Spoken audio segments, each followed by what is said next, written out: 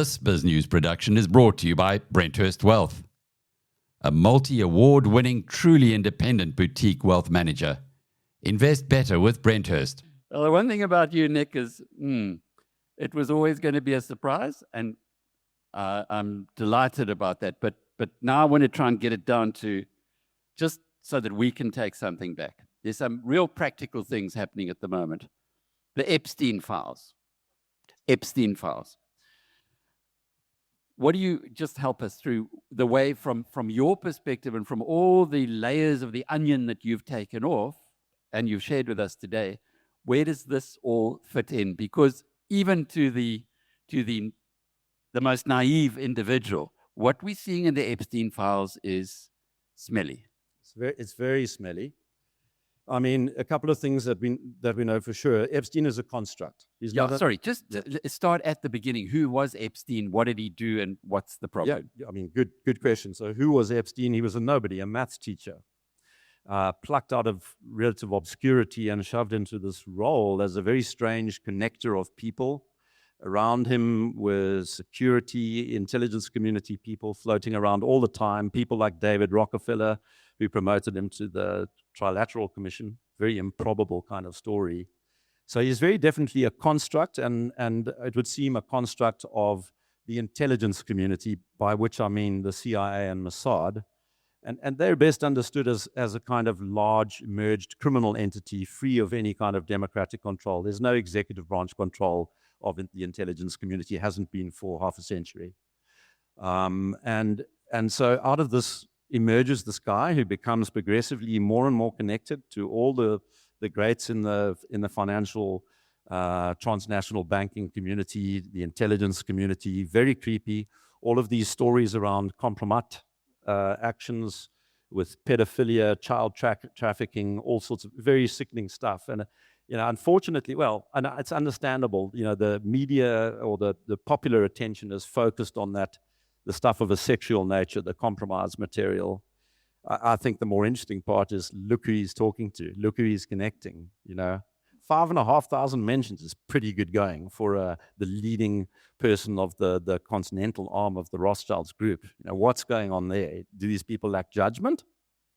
Or are we just seeing a network exposed, the very network that I'm talking about? I would like to see more focus on joining the dots between how political decisions are actually made in these nations that we are falsely led to believe are sovereign democracies. People who believe that Trump is there and actually making decisions. I got a bridge to sell you. The deep state is real. The international finance community puts incredible pressure on people, and it's what's very clear is what Trump promised people during his campaign. He's now done a 180 on, and that's under pressure from the deep state and from the transnational financiers. What's the deep state? The deep state is the permanent bureaucracy. Politicians come and go, and they're talking heads. For the most part, they're actors. They're not people who actually have the technique and ability to change things in government. That's the role of the permanent bureaucracy. And I don't know who invented the term deep state, but Trump certainly popularized it because he said he was going to go after it. And, that's not without precedent. JFK was famously tried to take aim at the CIA, and it's a plausible reason for his assassination. But the deep state has now become this kind of festering, when you are half of the economy or more, you're in government, you're not subjected to market forces. You can stay in that position forever and a day. You can underperform in any way the citizenry can imagine, and you will still be in power. And that accretes enormous power over time. Dark funds, all sorts of things that are possible when you are in a permanent role that does not have any market discipline. So the way that the South African government is behaving, to many is irrational, crazy, but perhaps in this environment that you've sketched, it could be rational? You see, when it comes to anything that's important to the country, you look at the ANC and DA policies, there's no daylight because their funding gets cut off the moment they do not comply with the various craziness. COVID was an example. The climate crisis and renewable energy is another example. They're not going to, you'll never see any daylight between them, because that is what's required for them to continue being in power effectively. So on any important matter, nobody makes any domestic decisions. There's no domestic decision making. So you differ in the detail, and we all get, that's what the media will show you, is that detail, and we'll be upset about potholes, and we'll be upset about taxi violence. And that's where domestic policy is sort of permitted, and where the sort of what Noam Chomsky referred to as the range of permitted dissent.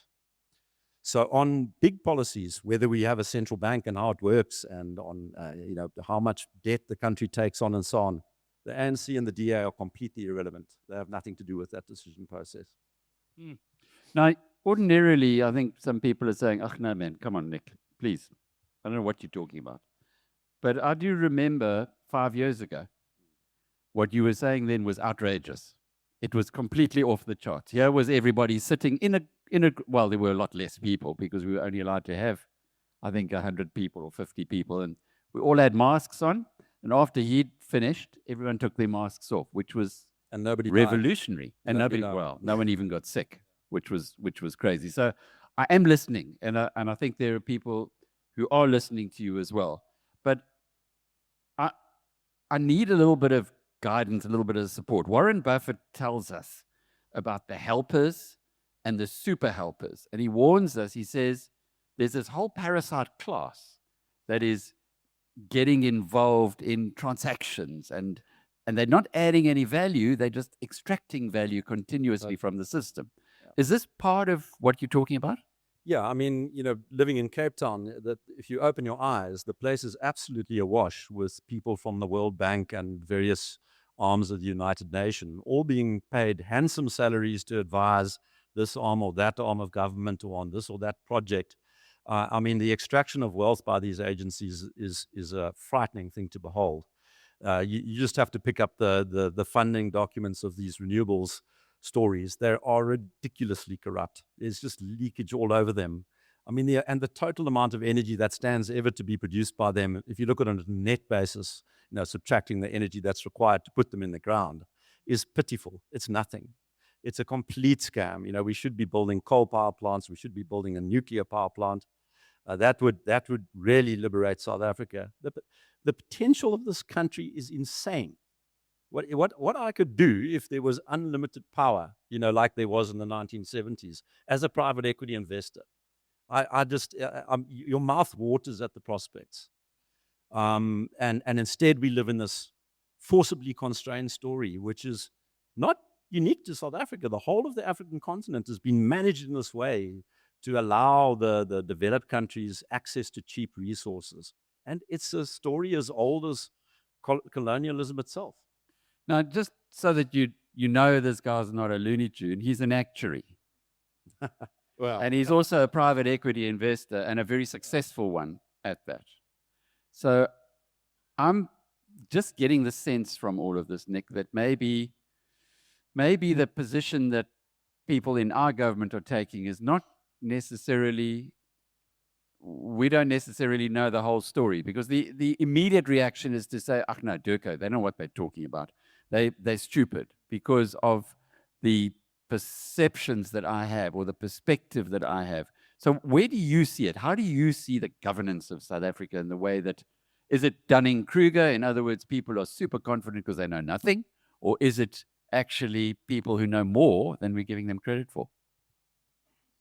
Yeah, I think there's too much focus on the act. I mean, yes, it's corrupt, but governments that are in place for a long time become corrupt. There's a lot of corruption in Europe. There's a lot of corruption in North America. It's very sad to see. I mean, Europe is at the end of days. It's really last leg stuff. It's been years and years under this progressively centralizing story, with the European Commission being totally unelected, very socialist, being in complete control over all matters of importance.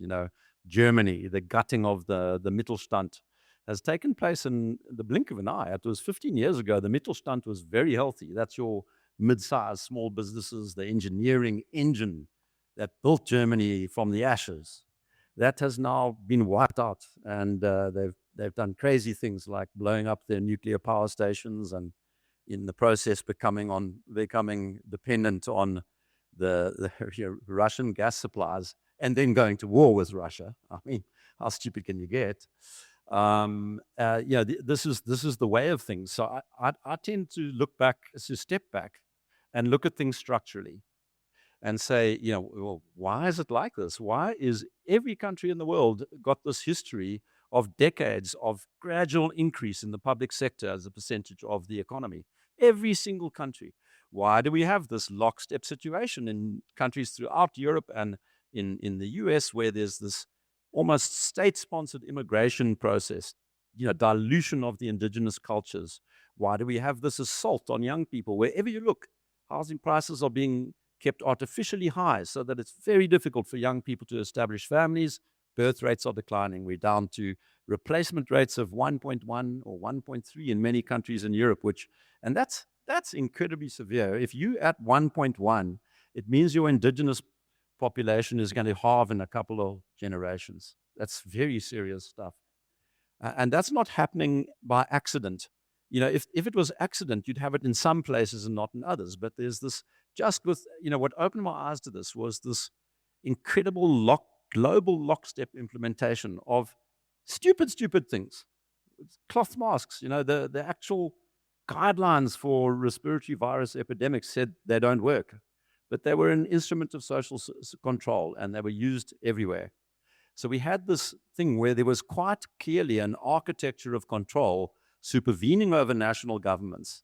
Then, who was it yesterday who was talking about, was the ambassador, was saying, he gets businessmen coming up to him in private and saying, yeah, we don't really go in for all of this, but we can't say anything. Man, I had that for 5 years. Doctors, politicians, businessmen, CEOs of large corporations saying, I agree with everything you're saying, Nick, but if I speak out about it, I'm finished, I'm destroyed. So you have to ask, what is the source of the power that brings that kind of shit about? It's insane. It's absolutely insane. I mean, can you imagine, like the CEO of one of the largest listed companies in South Africa sitting across from me and saying, I can't say a word, they will destroy me. They? Who's the conspiracy theorist now,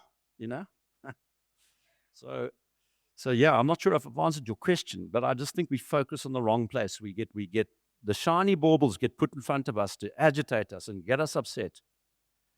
And that's true for all of these kind of flagrant woke things. They're there to distract people. They're not real issues. What's trans? It's not a real issue. 1 in 1,000 people are maybe trans. Why do we see that sprinkled all over the media? And these wars are not organic phenomena, but we are encouraged to join a team, Putin bad, Zelensky good, or Netanyahu good, and Khamenei bad. They want people to be in that kind of tribal mindset rather than seeing how the stuff is structural, that there's what I like to say to people is, first of all, never become tribal. Don't become that person with the immature read who gets onto one side and says, that's my man, Zelensky, my man, or whatever, Don't become that person. And always think about the side effects, because the side effects are the intention. When they wipe out a couple of million Orthodox young men in Ukraine and Russia, that's the intention. That's the intention. So, yeah. What about Iran? Yeah, you see, look, a debate in the intellectual circles that I rub shoulders with these days since my COVID story. I have to, I shudder actually at how this happened to my life. But the people I interact with are divided on this topic. There are some who believe that Iran, Russia, and China are free of the transnational bank's stranglehold to a greater or lesser extent. And there are others who would say that Iran, for example, is very much under the control. Now for me, I look at what did those countries do under the COVID rules? Okay, Iran went straight hook, line, and sinker with the whole story. You'll remember that. Massive effort on forced vaccination and that kind of thing. Russia and China were very different. China basically did a 1-week lockdown in Wuhan and nowhere else. All of that was just Western propaganda that they'd locked down the whole country and so on. Russia, almost nothing. And both of them diverged from the rest of the world. They did not use the mRNA technology, which produced so many horrible injuries and deaths, about 20 million deaths around the world, that didn't happen in China and Russia. So that suggests to me some degree of independence. And so that then the question you have to ask is, well, if Iran's not independent from all of that, what is this all about? And I say, look again, what are the side effects of a prolonged conflict? Well, first of all, there's going to be a lot of artillery blown up. 6 American bases have already been functionally destroyed, trillions of dollars. They're about $1 trillion investment for each base. So you've already got $6 trillion of stuff that would either have to be replaced if it's possible, and who benefits there? Well, your arms manufacturers, the bankers once again. Of course, indebtedness in the United States will go up dramatically if they try to replace that stuff. So there's a beneficiary. But what else happens? You're going to have supply chain and oil price spikes and all of that. And somebody's making money if they have advance warning of what's going on. And the other thing is, there's a school of thought that believes that the next phase in all of this craziness will be energy lockdowns. And I've always regarded that and said, okay, maybe that's pushing the story a little bit far. But you know what I read this morning? Thailand has started with an energy lockdown today. Well, if you doubt any of this, go and look at the impact on poly markets and the insider trading that occurred within 12 hours of war beginning in Iran. Some people made a pile of money as a result of that. Rob Hersov's got the first question. He says, well, not the first, but one of many questions. He says, what is the political leaning of the deep state? What does the deep state believe in? Okay, so, let's ignore the apparatchiks of the deep state. They just want a paycheck and a job security. But the guys like the Dullases of the world and so on, these major power brokers, what do they believe in? I think the easiest way to answer that is just imagine a criminal and ask, what does a criminal believe in? One of the irritating things for me is how persistent people want an answer that there's something mystical in control of this whole thing, that the Illuminati or the Jews or the black nobility. There's this spookiness that sometimes enters the conversation. And I look at that stuff and I say, you don't need that. Good old-fashioned, bog-standard, mafia-like criminality is what you're dealing with. They're not ideologically motivated people. They're not motivated by any eschatological ideas or anything like that. It's just criminals, straight. There is, of course, a parallel state anyway, the criminal state. Is that controlled by these miscreants? Well, there's a massive criminal enterprises that have been built up parallel to inside the intelligence community. So in that sense, yes. And the biggest perpetrators, I don't even like to use the word perpetrators, the biggest practices of money laundering are the intelligence community. You can see these flows of gold suddenly materializing in Dubai for sale. How does it get there? This is not going through conventional trade statistics and so on. And that's a very interesting topic, by the way. I was recently visiting the Eastern Highlands of Zimbabwe, and that whole economy has kind of gone underground. There's no formal economy, and there's a massive informal economy. You've got farmers who are basically modeling their enterprises on South American drug cartels, money laundering to keep money away from the government. So it's not criminal in the sense that drug smuggling is criminal. These are just people who just want to farm, and they have to do it somehow in a way that's immune to the state. We got a pile of questions, and we have 15 minutes left.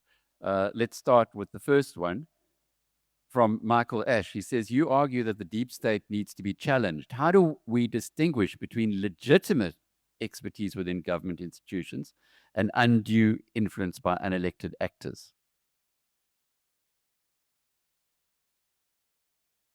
Yeah, I kind of think, I'm not sure how you do it, because the acting is so good and the media projection is so, fine-tuned. I think it's very difficult to do. I wouldn't back myself to make that distinction without meeting people in person and checking whether they pass the smell test.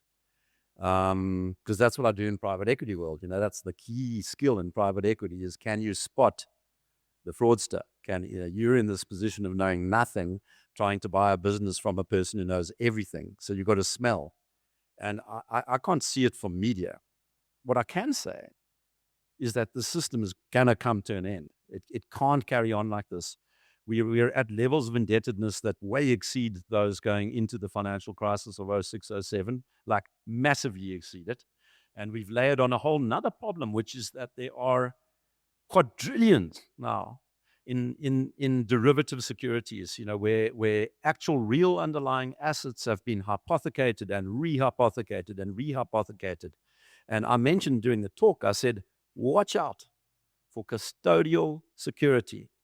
That has been undermined progressively over the course of a couple of decades.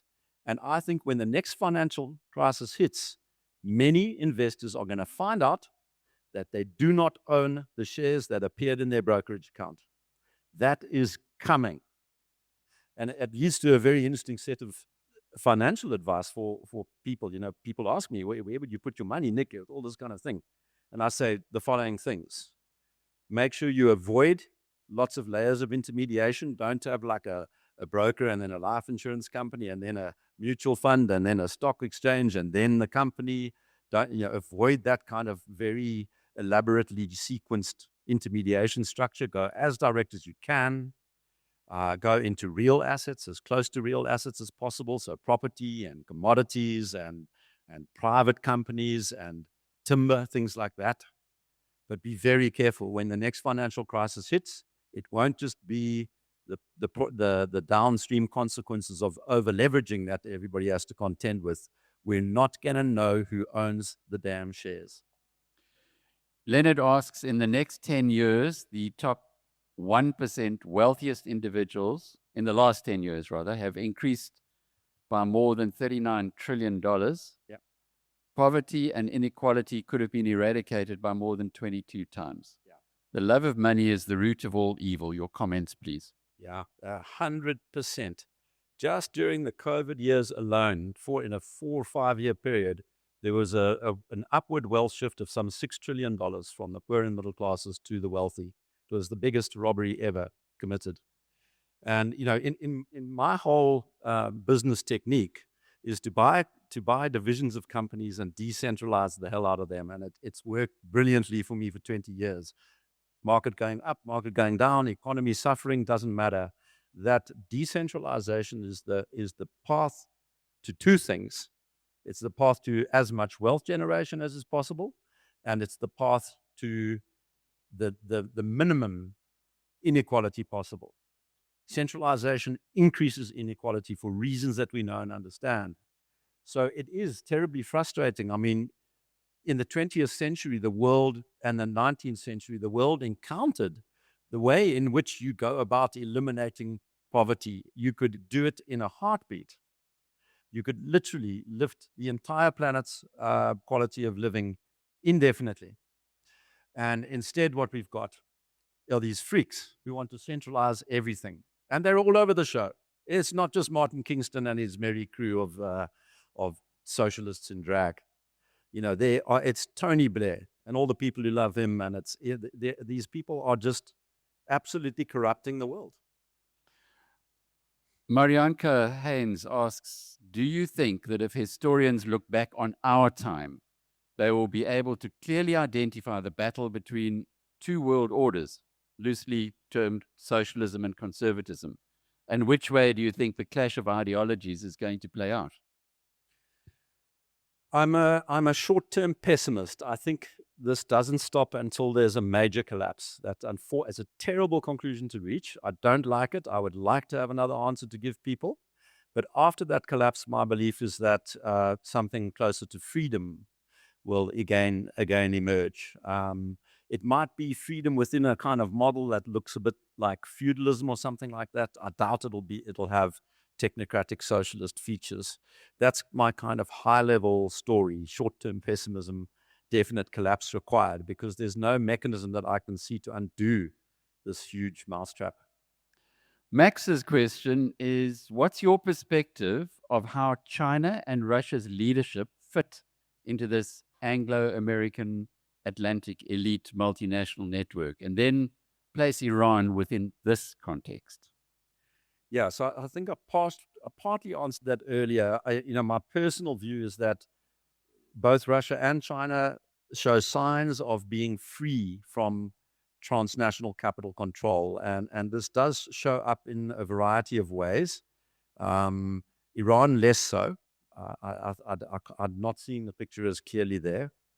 But, and one way in which you can tell this is if you speak to people in Russia and in China, they paint a very different picture from what the media vilification does. So I've got friends who married Russian women and who live in Moscow or whatever, and who still have businesses in Europe, so they're back and forth and so on.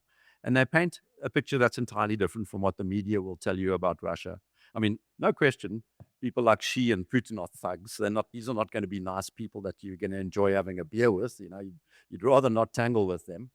But this representation of Russia and China as representing like a prison and going downhill at a rate of knots is false. And this idea that America is the land of the free is also false. This is not a sovereign nation we're talking about. So I prefer to sort of stand back and just speak to people on the ground. It's the only way you can get a legitimate picture. So it's happening right now, by the way, with Iran. The media is flooded. Both sides, the Iranians and the US-Israeli guys, are producing unbelievable quantities of propaganda and fake videos. So it's hard to know what's going on. You can't actually believe anything you're reading anywhere, coming from any source. People are so confused about what's going on. So the only way to do it is to pick up the phone. If you've got a friend in Tel Aviv or in Haifa or something like that, you can speak to them if you're lucky. You'll get a bit of a picture. If you've got a friend, a Persian expat who's maybe got a business in Iran, that's a person you can speak to. And then you'll know something about what's going on. But the AI-generated fakes going around this episode are so large that I'm just reluctant to talk almost. Well, we do have a speaker on exactly that topic tomorrow, Iraj Abedian, and I can assure you that we're going to be getting the real thing there. Nick, John Endres wants to know, if you were in charge of South Africa, what would you change? Nice one, John. Yeah, it's a great question, because people who have tried to break free from the stronghold of global transnational capital have not been treated very nicely. Color revolutions are real, and they happen. The CIA acts through what's known as cutout organizations. So you've got the National Endowment for Democracy, and the other one is USAID. And these guys have cells in every country in the world, and they can be turned off at will, turned on and off at will. So the moment you start going down a path that looks like you might be trying to get a central bank that's independent from the Bretton Woods organizations and the Bank for International Settlements, you'll get taken out, like happened to Gaddafi, for example. That was exactly what he was attempting to do. And overnight, he went from America's best friend to dead, So it's not an easy story. I guess where I would start is actually with awareness building. I wouldn't even make any political moves at all, because they're destined to be met with incredible violence. This is from James Core. Are Bukele and Malay genuinely breaking away from the controls you're speaking of, or are they still operating within it? And they are the leaders of, is it Panama, or certainly the one's Argentina?